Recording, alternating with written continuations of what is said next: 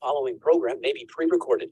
The airing of this program by this station is not an endorsement or recommendation by the station of the products or services discussed in the program. The station does not guarantee the results of any investments made by a listener to this program. The Word on Wealth with Gary Quackenbush is sponsored by the Word on Wealth Radio Network. This is the Word on Wealth with Gary Quackenbush of GQ Law. Gary is a San Diego financial solutions attorney, protecting people like you. The Word on Wealth team of financial experts is here to answer your questions and help preserve your family's financial future. Now, your line. Hello, friends. It's that day. It's Wednesday, the day we get smarter about all things real estate, because we have our regular Wednesday guest, and that is Ken Pecus, founder of the Pecus Group at eXp Realty. Ken brings us all kinds of great information, and he is willing to answer any of your questions. If you do have a question for Ken that has to do with real estate or the market that we are currently in, call us at 888-344-1170. And you all know that to get a hold of Ken, for him to be your awesome real estate agent, it's 619-977-8419. Ken, how are you today? I am doing great, Gary. Thank you. I'm not wearing a coat. This is great. Yeah, I know. It's like it's springtime. I'm pretty sure it's getting there, so it's good. Yeah, the time change is going to come up pretty soon, so got to get ready. We'll have our longer afternoons. It'll be nice. That's some good weather. Favorite day of the year, almost, except my birthday. I like that. But hey, yeah. Time changes. I get the extra hour. You can play tennis. You can sell more property. What more do you want? That's right. What more do you want? Good question. You know, the conversation, and you listeners, we're really glad to have you along. Ken, you know, he's really smart. He knows his stuff. And we had a little bit of a conversation about, you know what, we should talk about, let's talk about inflation. And Ken has a very, a down-to-earth, understandable explanation of the whole inflation thing. Because, you know, like, Jerome Powell came out yesterday and says, well, you know, things are better than we expected, so we're going to make rates go higher. And then the market just goes, oh my gosh, and the market drops. Just, I mean, the Fed, the chairman of the Fed is, I believe, the most powerful person on the planet. The only person that can come out and within a second say, nah, I think we might raise rates a little bit more. Goodbye. And the market responds. It's just incredible. So Ken, let's talk about inflation. You know, how it works, kind of an explanation, the breakdown for us on how we common people understand it. Let's talk about that. Absolutely. Perfect. And I think that's the really key here. So first of all, there's a little bit of credibility. I want to establish that I am not an economist. This is not what I do for life. I like to think of myself as having working layman's knowledge of inflation so that I can actually make good judgments for my own personal investments and for giving counsel to my clients. So I look at inflation from a very practical, pragmatic standpoint, and how is it going to affect us? So that's really important because I don't want anybody confuse what I'm going to say because I'm some degreed PhD in economics. Okay, first thing off. Sounds good. But we still like you. We still want to hear from you. All right. So I think inflation, and it goes down to your listeners, and because it's a data-driven environment. Let's make good decisions based on knowledge and then go forward. So like you said, Jerome Powell came out and said, hey, the economy is doing much better than we thought, whatever. And it's counterintuitive. And of course, we're going to raise interest rates a half point this time, maybe not a quarter point. So that's another shock to the system. And it seems why you get good news and then you want to squash that news. Why does that happen to everybody? So that's what I think always throws me out. So I thought we would start with, what is inflation? In its simplest terms, it's when the economy's general price level is just going well. And it's going well over a period of time. It means the economy is moving forward and the value of money is reduced. And the reason the value of money is reduced is because more money is being created and or being put in the system. So you just have to, the Fed and everybody else, like we talked last week, I said, inflation adjusted numbers for actual mortgage payments were just 2% difference now between now and 1989. We're always paying attention because effectively what we're trying to create, when I say we, what the world is trying to create is a standard of living that we all like. We're always afraid of, you hear the pundits, you hear everybody talking about the middle class is getting hammered, this and that. But the reality is we're trying to create a standard of life that is hopefully not digressing and always progressing. And so that's one of the first things. You hear terms like hyperinflation, and we just don't see that in the United States very often. In fact, in my lifetime, I don't remember any time of hyperinflation. But like when I travel other countries, such as Argentina, there's constant hyperinflation. And that's just where the money is losing value so fast because the government is creating so much new money that it makes more sense to retain value in their products and their hard durable goods than it is to keep money in the bank. Because the second the money in the bank goes in there, that 100 pesos is now worth 98 pesos. And so they spend it. So it's a whole different situation. We're not in hyperinflation, we're just in inflation. And so our current environment is if you ask a lot of people that are day to day, they'll tell you, well, yeah, this price is up and gas prices are up, or the price of eggs are up, whatever it is. But the reality is, the part that they're not telling you often is, I am making more money, or my returns are up, or my interest rate is up at the bank. I used to get 0.1 of 1%, and now I'm getting 1.5%. Yeah. So there is more income coming to people too. And so it comes back down to, what is inflation? So inflation is made up of essentially three things. The number one thing that we all hear about is the consumer price index. Mm-hmm. Everybody hears about that. That's basically just the cost of goods sold and what it costs to live life in the country. But the part that we don't talk about very often is what they call the producer price index.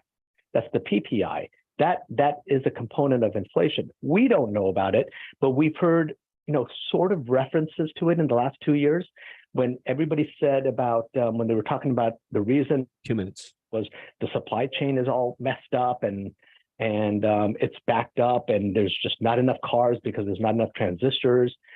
So that's a producer price index. That's what does it take to make those goods, right? And then the third thing is the labor market. And so we hear about the labor market, and that's one of the things that I think Powell just came out with, is that, well, looky here, employment numbers are really good. They're even better, and the economy is going. So it's the labor market also contributes to the inflation numbers. So now you have all those three things, but we're sitting at home and all we hear about is the price of eggs is up and you're raising interest rates. Does this make sense? Right? Exactly. And I think that's, the way you're summarizing it, I like it. There's really the three factors: the consumer price index, which we hear about, pretty regularly on the news. Whether they give us the right number or not is yet to be found out. But then the producer price index makes a big difference with inflation, but we don't hear about that. 1 minute. The labor market we hear all the time because that's it affects everybody. And the thing with inflation is right now inflation is high, but it's not super high. It does change things. For some of my investments, I love inflation because it drives mortgage rates up and it drives up the amount of money I'm getting on my investments. That's fine because I'm hedged both ways in the market.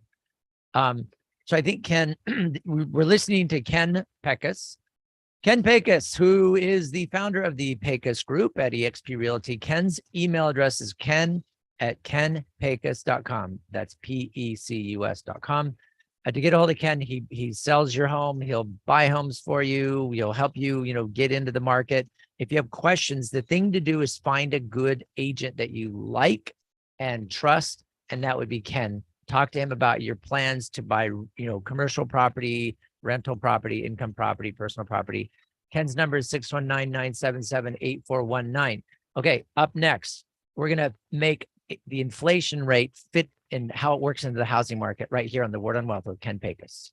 You don't need to know everything. You just need to know where to find answers you can trust when you need them. Welcome to the Word on Well with Gary Quackenbush. We are here to help you build, protect, and transfer everything you've worked hard for with expert estate planning, trust administration, inheritance, and probate. Call Gary and the team at gqlaw.com 855-500-TRUST. You're saving and investing for the future, and that's good. Have you ever stopped to think, where does my money actually go? This is faith-based investing with Anthony Wright. Most Christian families don't understand this one thing. The money that you're saving for retirement helps fund the abortion industry as well as other liberal anti-family causes. It's the sad, dirty little secret of American investing world. And here's the good news, though. You probably also didn't know that just a few minutes of your time and we'll screen and clean your investments for you. There's no cost, no obligation. Learn the truth about your own investment mix. Then the choice is yours. Remember, the word says when God's money is in the hands of the righteous, the people rejoice. Well, we also are fiduciary investment advisor representatives. That means that our firm makes a pledge to always act in your best interest. Go to BibleSafeInvesting.com. Download a free copy of my book, Faith-Based Investing, or call me at 931-RETIRED. And please don't forget, listen to Faith-Based Investing this weekend right here on Family Talk. Gary, our listeners are asking about trust disputes and whether or not they'll actually get the inheritance they're expecting. I think that's a scary thing for most people because they feel like, if I ask my successor trustee, hey, where's my inheritance? You kind of feel like, oh my gosh, I'm being like rude or whatever, inconsiderate. But I'm telling you, if time goes on, if it's been like 60 days, 90 days, 120 days, that's too long to have heard nothing. You're supposed to hear fairly soon, like within a couple of months after someone's passed, you should be hearing from that successor trustee. And if you're not, I think there's an issue we need to address. So it's not like we're going to go screaming in there, filing lawsuits. We kind of use gentle nudges like, hey, do you know what you're doing? Successor trustee, we kind of want to help you do your job, and we help beneficiaries kind of get things straightened out. Call or click to request your free initial consultation. gqlaw.com, 855-500-TRUST, gqlaw.com. Spring is here, and there are still people with long-term COVID. That's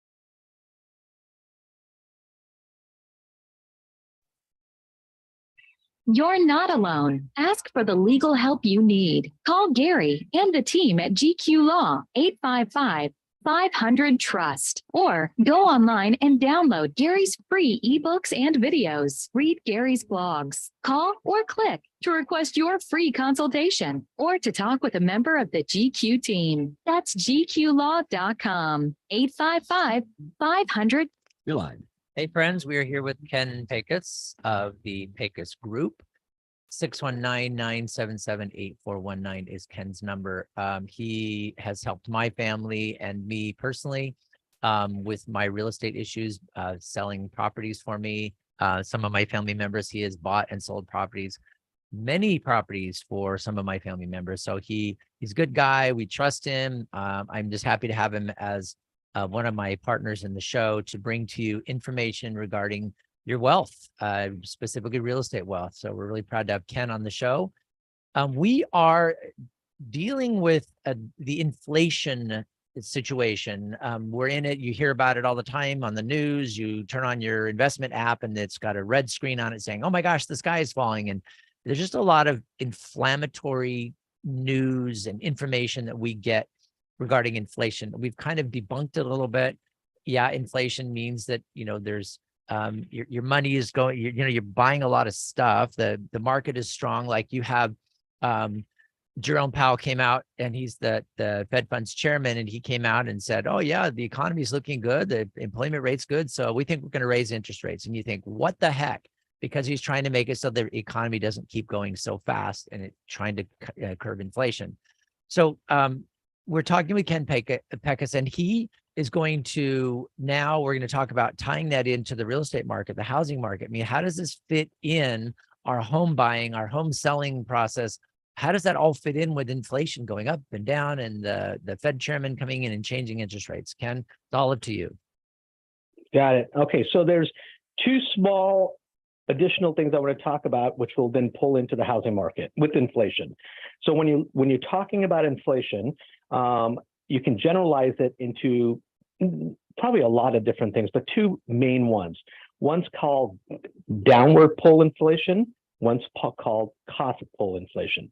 The downward pull inflation is when you have an expanding economy. Generally, optimism is there, incomes are rising, and basically people are just spending more because everybody's in a good space. So that is kind of a downward pull inflation, meaning that just costs just start going up because the economy is roaring. Then you have something called a cost pull inflation, and that's when all of a sudden you have a spike. You have different kinds of spikes. And you can think about like the pandemic. That was kind of a spike in our system. Think about like the Arab oil crisis way back in the 70s or whatever. And there is something in the supply chain that's going to bottle it up. That's going to take away the supply. That's going to create a bigger demand and spike the cost structure.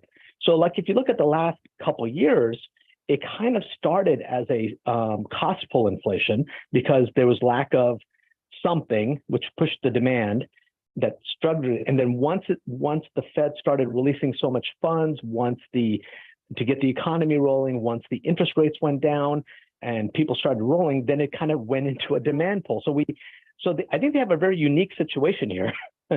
After 100 years of having a pandemic, that they're having to negotiate themselves out of both those types of inflation. And I think that's where we are right now.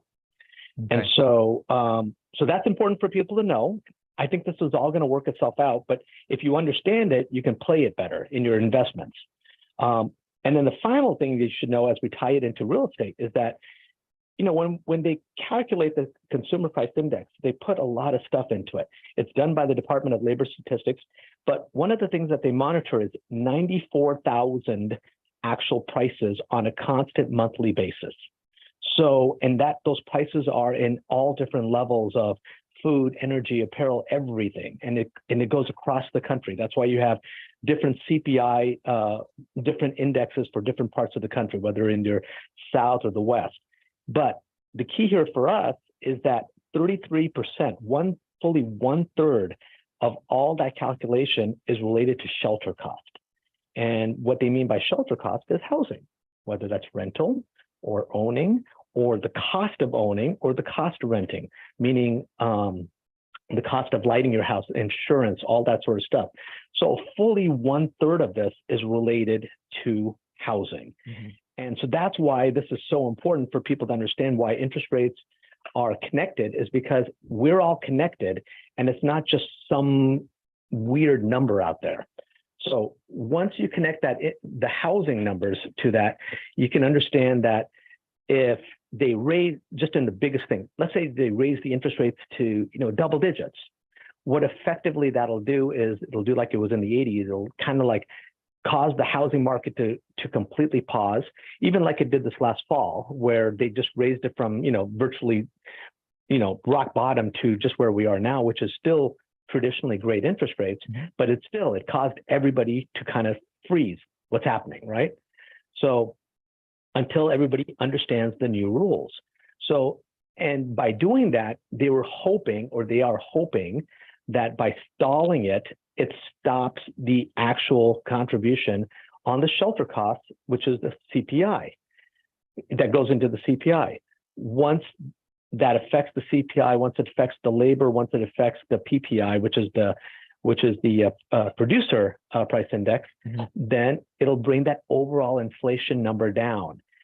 Once that overall inflation number is down, then they're going to be feeling more comfortable to loosen up the monetary policy again and not let it overheat. So it is all related. It's like the whole body. It's like your body. You know, you've got a heart, a lung, or whatever. And this is kind of completely all related. And if you understand that they're not the Fed, like you said, I totally agree with you. I think the Jerome Powell, Alan Greenspan before, you know, whoever is if not the most powerful, one of the most powerful people in the world.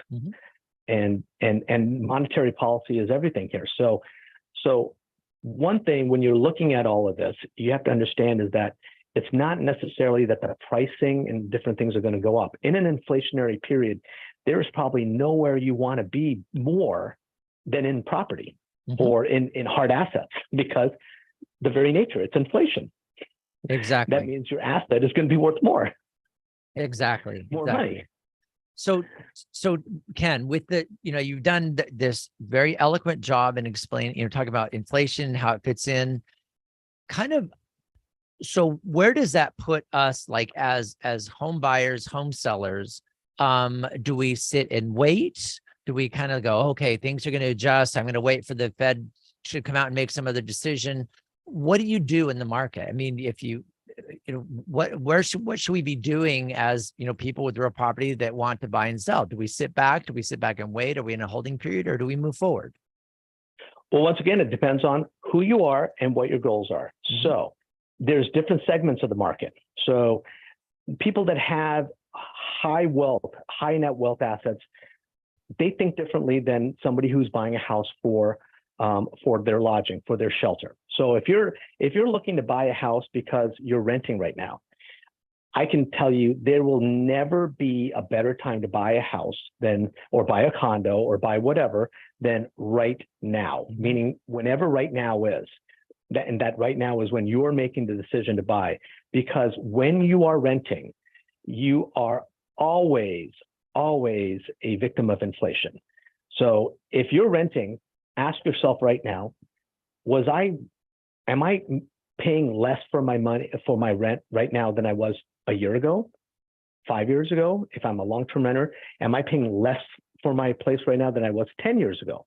There's a good chance that those answers are all no, that you're actually paying more. However, if you had bought a place a year ago, 5 years ago, or 10 years ago, and you ask those same questions, what your answer will be is, actually, yes, I am paying the same amount of money, except maybe a little bit more in property taxes because my payment became fixed. Yeah. And so it doesn't matter if you're buying a place for you to live, for your family, for your shelter, there is just no question, there will never be a better time than right now. If you're buying a place, if you're trying to make a decision based on moving assets, if you already have investment right now, you have to play it a little better. I'm looking to make a change on certain investments. You have to just figure out what it is you're trying to accomplish. Are you trying to accomplish equity growth because you're in a state where you don't need the rental income to come to you right now, but you want to build equity for your retirement? There's a technique to go after that. Yeah. If you're looking to buy and create income, revenue stream for your retirement or for whatever your reasons are, that is a good thing. But sometimes that might mean you're going to sell out of a high equity area such as San Diego, and you're actually going to go and reinvest it in a high revenue area, such as, let me pick a place, Salt Lake City or Provo, Utah. And the reason I picked those places is because they're university towns.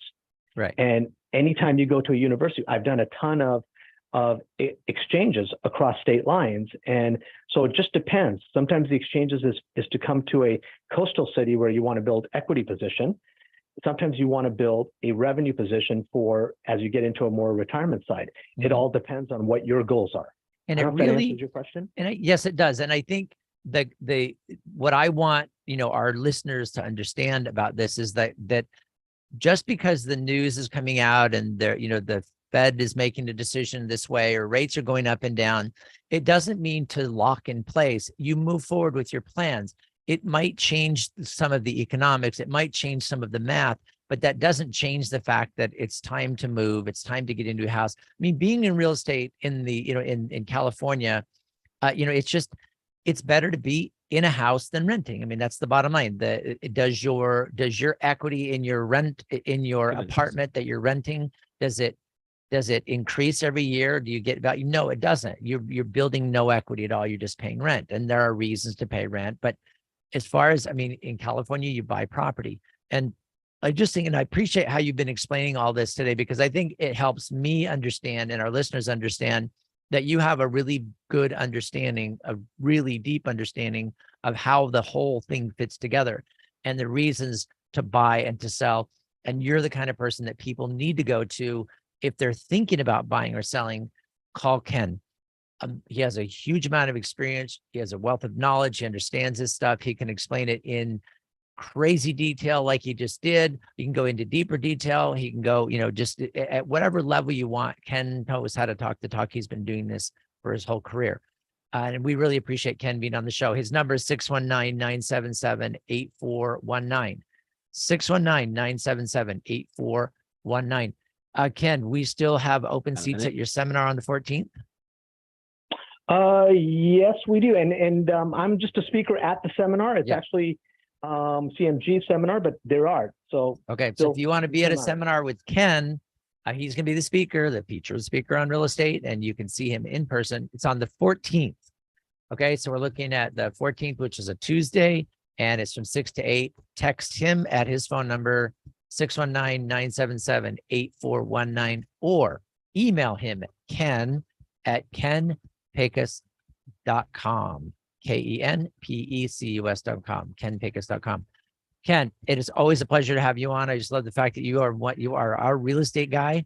I hope you have a great rest of your week. And listeners, make sure you call Ken, get his information, get yourself set up, and you'll understand what you're doing in this housing market. Ken, thank you for being on the show today. Really appreciate it, man.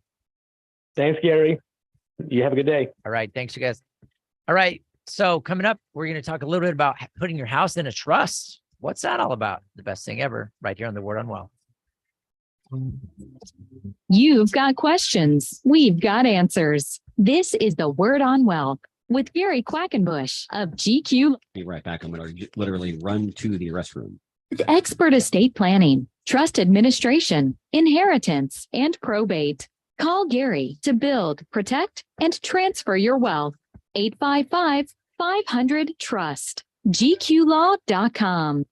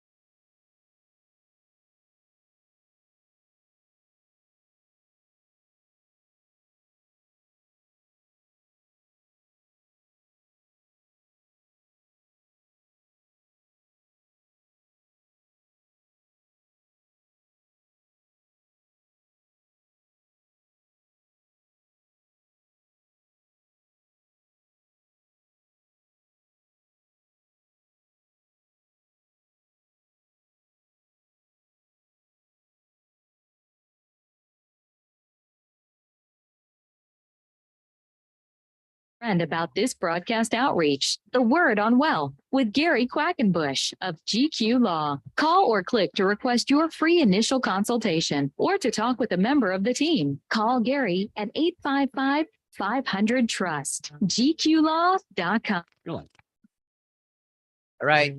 Ken Pecus was with us. The guy's a good guy. You know, if you want to buy or sell a house, whether it's an investment property or place you're going to live, call him. He is the founder of the Pecus Group, and his email is ken@kenpecus.com. You can also go to his website. It's going to be kenpecus.com, www.kenpecus.com. All right. So we know about inflation. We know how that works. And I just really appreciate him being on the air. He's really been super helpful to my family, and buying and selling real estate. It's been a fantastic experience. The guy really knows his stuff. That's why he is here on the Word on Wealth, Real Estate Wealth. Want to talk about transferring that wealth. That's part of our Word on Wealth system that we have going here for you, my friends, and our listeners. Is we've got the way to, ultimately we're going to all pass away. And if you're owning a piece of real property, how do you get that real property into the hands of someone that you care about and love? And that is through a living trust. Putting the house in the living trust, these are all the things that are really straightforward for any financial planner. Estate planner that's worth their salt. They know how to do it. You can check yourself to see if your house is properly in your trust. And that is, you can go to the county recorder's office and pull out a copy of the actual last recorded deed on your property and make sure that it's in the trust. If your house has been refinanced, since you had your trust created, there's a good chance that the house was taken out of the trust and not put back in after the refinancing closed. Most lenders, it's not as big of a majority as before, as in previous years, but most lenders do not want to have your house in the trust while it's being refinanced. They want it out so they can put their lien on the property, their trust deed, and then you can go ahead and put the property back in your own trust. If you're getting a reverse mortgage or a second, home equity conversion mortgage, or or a home equity line of credit, any of those things, when you go to get that financing, they are going to take the property out of your trust and they will not put it back in. I have found that to be the case on all but 2 occasions, and I've been doing this for 35 years. Okay. It's not going to be safe to trust the fact that your house got put back into the trust after a refinancing. You need to check on that. The simplest way to look at it is look at your property tax bill. And if it refers to trust in some way, you got a good clue that might be what you needed to see. Still, pull your deed from the county records and you can get a copy. You can get it online. It gets to you in a couple of days, and you'll know whether your trust house is really in the trust. Okay. What about if you have a business? Some of us are small business owners, and with your business, there's got to be a way to transfer that business to your children, for example. So let's say, for example, you own a auto shop, okay? And not easier, construction company. So you own a construction company, you're the licensed contractor, you've got jobs going on, and you die. Well, what happens? Well, if you don't have anything in place, somebody's got to finish the jobs. It may be one of your workers, it may be another contractor, but they're going to get the money. And all the business that you had going and all your book of business, that's just going to all basically be absorbed by probably the person that's coming in and taking over some of your contracts. Are you going to get paid for it? Have no idea. However, if under that same circumstance, let's say your construction company is a corporation, you have it so that the stock of that corporation is owned by your trust. Okay. Technically the trustee of the trust. So your trust is the owner. Your trust holds the stock. Your trust has the right to nominate directors and to elect officers and all that stuff. So your trust has that ability. Now, when you pass away, the trust owns your business. You don't. So that doesn't mean that somebody it's going to collapse and go away and be stolen by your competitors. What it means is your successor trustee already has authority and power to now function in the capacity of owner of that business. So they can hire a contractor, they can hire a replacement for you, they can sell the business when it's the appropriate time, they can finish up jobs and get paid. That all happens if it's in a trust. So the way we did this particular one is we transferred 100% of the shares of stock of Dad's construction company and we put it into the trust. None of his kids wanted to take over the business. They just didn't like the idea. They didn't want to be a contractor. Yeah, dad made really good money. They had a really good life, but they didn't want to do it themselves. They were in different jobs. But what we figured out was with those jobs going, with the jobs that dad had going as a contractor, as long as somebody legally had the authority to continue at least managing those jobs, then it could be done. So what happened is when dad died, the successor trustee, which is one of his sons, stepped in, found a contractor that would take over, so they could have a valid contractor's license finishing up the jobs. And then he was able to hire people to finish those jobs and make sure that everything's on. Now, of course, it's a lot of work. He was a busy guy, but it's better than letting it go down the tubes and just giving the business away. So the son was able to manage and maintain things. They hired a manager to run the corporation. They made sure they had the right contractor. So they could kind of save the day because the business stock was held in the trust, meaning the trustee was the owner of it. And then when dad died, the trustee is still around because now it just, the keys basically get handed to the son, who is the new trust guy. Okay, so that's the big thing with a business transaction, a business succession plan. A lot of times with the trust, we do it in conjunction with a corporation or with a limited liability company, and both function basically the same way. Okay. I want to make sure that you understand what documents need to be in your estate plan. I've heard lots of people talk about this where they will say, what is it? I heard a commercial the other day and they were saying, if you didn't come to us, you don't have an estate plan. You have a document pile, or you have a pile of documents. You have a document plan. We don't do document plans. We do life plans. You have a death plan. We do life plans. And I get that. It's just a matter of semantics. Yeah, I do death plans. I do life plans. I do, wealth transfer plans. I do inherited IRA plans and all those things. It's all part of the estate planning process. But when you think in terms of an estate plan, people think trust and estate plan, they're kind of related, but they don't really go together. I've had people tell me many times, I have a trust, I don't need anything else. And I say, well, you have a trust, there's just 9 other things that you need. Like, what are you talking about? Because one is, if you have a trust, you have to put your stuff in it. Okay. The first question I'm going to ask is, what type of trust do you need? And the way I'm going to determine that is by asking you questions on what property you have. Do you have rental property? Do you have a residence? Do you have timeshares? Do you have, 401k, IRAs, any type of pension plans, any life insurance? What kind of cars do you have? I'll want to know that stuff so that I can then guide the discussion on what you need. And we need to know the ages of your kids. Because if we are trying to make sure that your kids get your retirement money not too soon, you don't get it till you retire, right? Why should they get it before they retire? So we set up the trust based on what your needs are. So let's say, for example, let's say you have a house, you want to get it to your kids. Fine. We transfer the house to the trust. We can transfer, your life insurance to the trust. What about if your kids are younger? And you're thinking, well, I don't want my kids to have this IRA that I put together for 30 years, or maybe by the time you're done, it'll be 40 or 50 years. I don't want my kids to get it right away. So we set up an IRA trust. We call that a retirement protection trust. It protects your retirement from kids getting into it too soon. It also allows the successor trustee to take the required minimum distributions as calculated under the Secure Act and Secure Act number 2. Okay.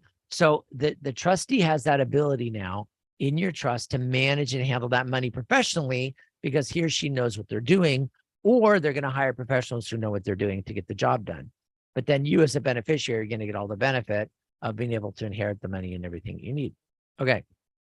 The second thing, so the trust is the big thing. What kind is going to depend. So living trust, you do a trust certification, which is a document that explains to a bank, hey, I have a trust and here's who's in charge. A will always goes along with a trust. Never get a trust without a will. The will is called a pour over will, and it helps fund the trust in the event of an asset being excluded. Like maybe it's a car or it's a bank account or it's furniture or some personal property. If it's excluded, it's not listed in the trust, it's not actually titled in the name of the trust, then that you may need to have that pour over will to slide that property into the trust and get it under the jurisdiction of the trustee. If you have children that are under 18, you're going to need to designate who's going to be the guardian. Big deal there, right? It can be their siblings if you want. I don't think that's a great idea, but get an aunt or an uncle or somebody lined up, and that's going to be part of your will. We're always going to do power of attorneys for money. We're going to do power of attorneys for health decisions. We're going to transfer the home. We're going to do life insurance and help you figure out how to do the beneficiary for that. And we're going to talk about doing a healthcare directive. All those things are usually the things that you get to be a complete estate plan. I'm happy to help you with that. 866-855-500-TRUST, 855-500-TRUST. Call me, get your appointment, free initial consultation with me. Get it today, 855-500-TRUST. Coming up next, giving money to other than children. You don't need to know everything. You just need to know where to find answers you can trust when you need them. Welcome to the Word on Wealth with Gary Quackenbush. We are here to help you build, protect, and transfer everything you've worked hard for with expert estate planning, trust administration, inheritance, and probate. Call Gary and the team at gqlaw.com, 855-500-TRUST. Gary, how do you and your team help our listeners avoid probate? Well, first of all, probate is a process that involves attorneys, judges, and sometimes contesting parties. And so we try to avoid probate at pretty much all costs. The way we do that is setting up living trusts, setting up properly documented wills, putting the property like houses, cars, bank accounts in that trust so that it avoids probate. Probate is only necessary if the estate plan isn't set up quite right. So we help them get it set up right. And mainly that's done through a properly created living trust. Call Gary and the team at GQ Law, 855-500-TRUST, or go online and download Gary's free ebooks and videos. Read Gary's blogs. Call or click to request your free initial consultation. That's gqlaw.com, 855-500-TRUST. Attend.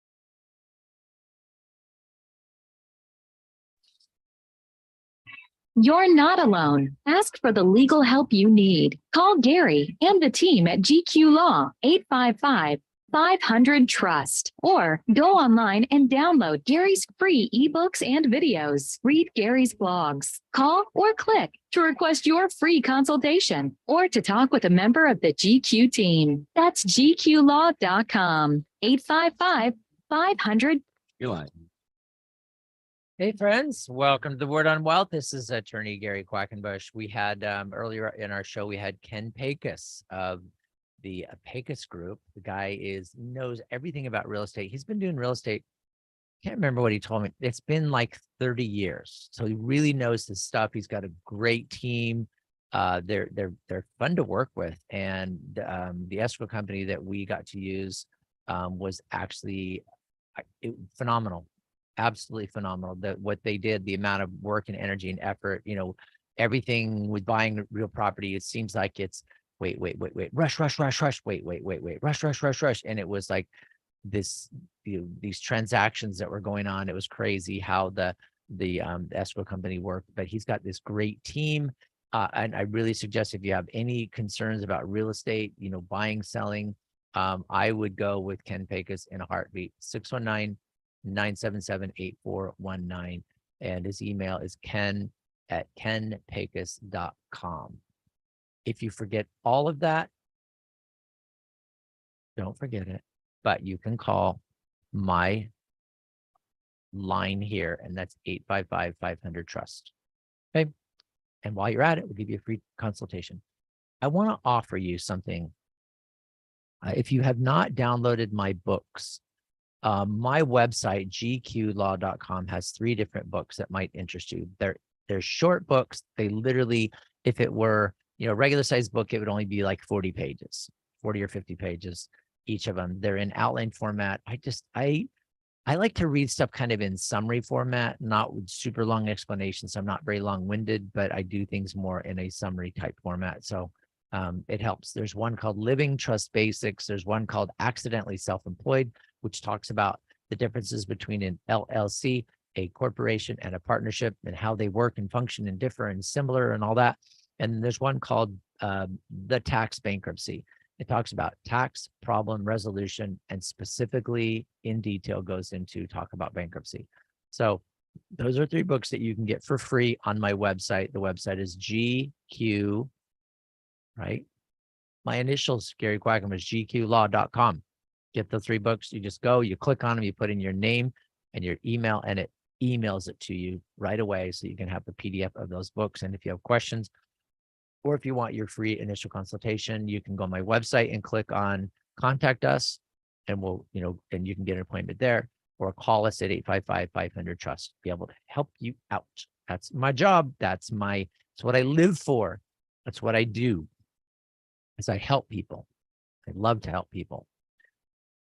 Last few documents.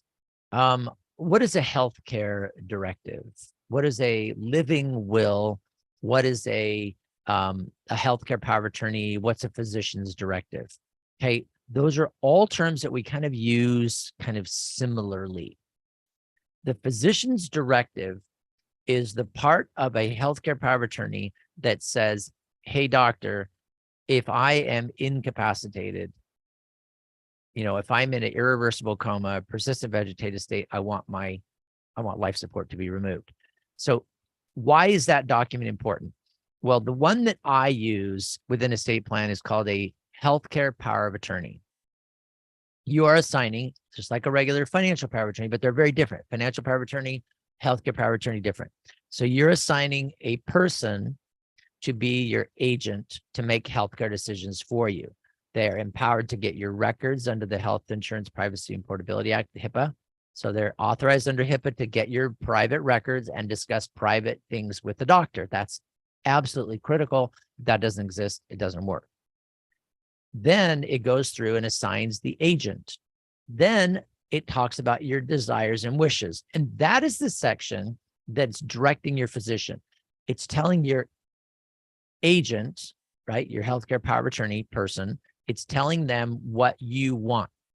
And it'll say things like, I want to be on life support or not. I want to donate my organs or not. And if I do donate my organs, I want them for, just for therapeutic purposes, but not for research, not for experimentation. You can make those choices.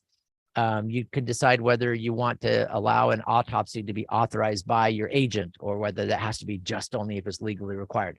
Do you want to be buried or cremated? Those are the things that are in a good healthcare power of attorney. Okay, now here's the thing. If you have a healthcare power of attorney that was put together prior to 2015, so all the way up through 2014, a lot of things changed at the end of 2014 when Obamacare came into its full force. And that made it so the disclosures that are required, the permissions that need to be authorized or given in a healthcare power of attorney changed. So if your healthcare power of attorney is older than 2015, you need to seriously consider redoing it, just getting a new one, throwing your old one away, getting a new one to move you forward. Now, your old one, it may work for certain purposes, but you don't ever want to find out for what purposes it won't work. So just get a new one. That's the thing. If you're doing an estate plan with my firm, we're always doing new healthcare power of attorneys for people. It's just part of the estate planning package, the will, the trust, the healthcare power of attorney, the financial power of attorney, all that is all part of it.